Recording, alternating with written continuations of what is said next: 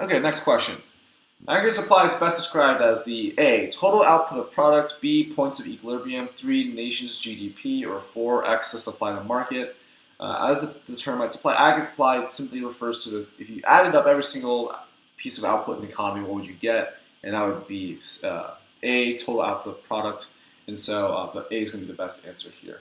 Let's take a look at the previous tutor's answer, and they said that in macro, equilibrium can be achieved at the point where AD quantity is equal to the aggregate supply quantity. In other words, the aggregate demand curve intersects the aggregate supply curve, and the point at which both the curves intersect is known as macroeconomic equilibrium.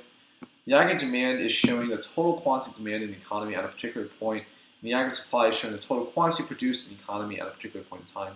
So we can say that the aggregate supply is best described as the total output of the product. Therefore, option A is the correct answer. So yeah, we agree with that. Good answer. And nothing much to add on there.